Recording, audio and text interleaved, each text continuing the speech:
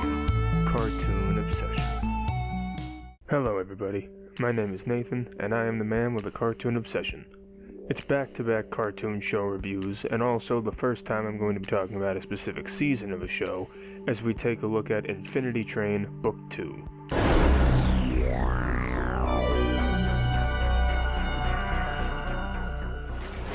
Infinity Train Book 2 Cracked Reflection premiered on Cartoon Network on January 6, 2020, and ran as a 5-day special event, the same way the network aired Book 1, The Perennial Child.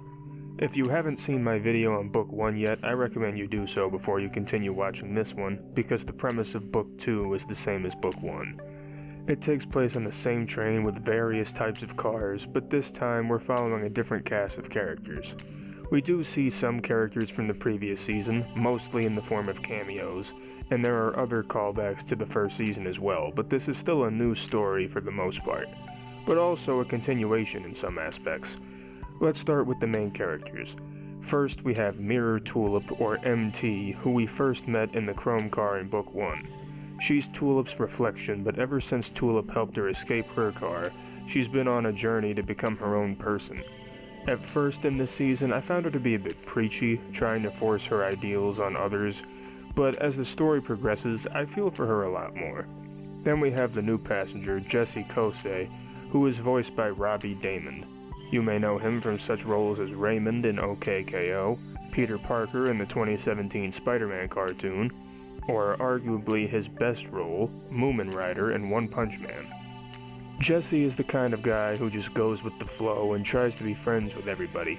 This kind of annoyed me at first, but again, the more the story went on and the more I learned about Jesse, the more I liked him. Finally, there's Alan Dracula, a superpowered deer that meets and befriends the other two. He doesn't talk, but he can change colors, shapeshift, and shoot lasers from his eyes. He's mainly there for comic relief, but he does help Jesse and MT quite a bit.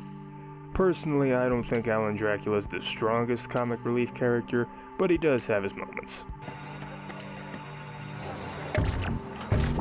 Hey Dee, what are you...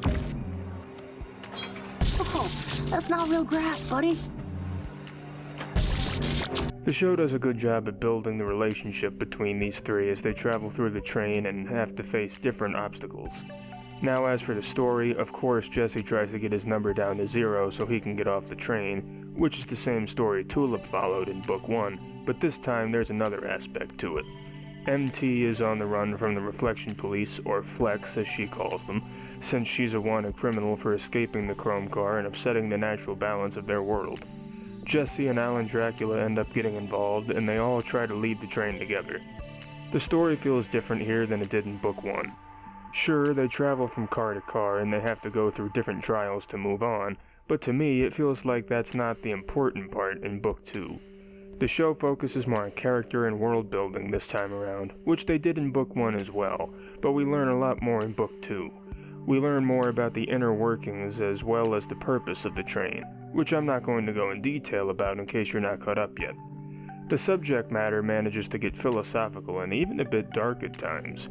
There's even a brutal scene toward the end of the season, which if you haven't seen yet, I recommend you watch it for yourself.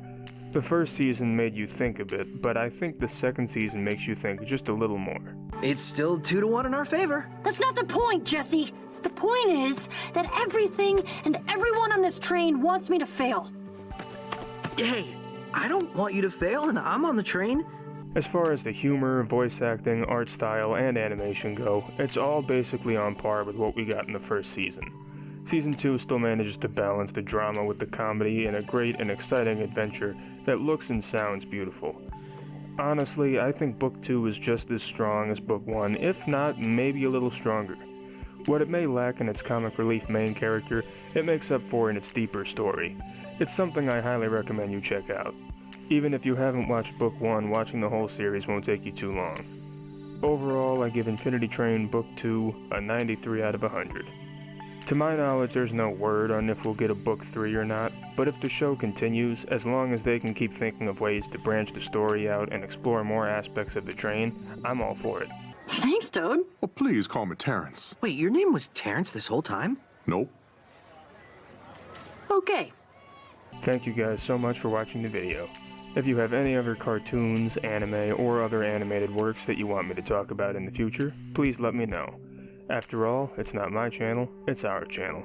Don't forget to like, comment, subscribe, and feel free to check out my social media pages, audition for an outro, and join the official Cartoon Obsession Discord, the links for all of which are in the description below. Thanks again for watching, and I'll see you all next time. I'm Connie, and thank you for watching Cartoon Obsession.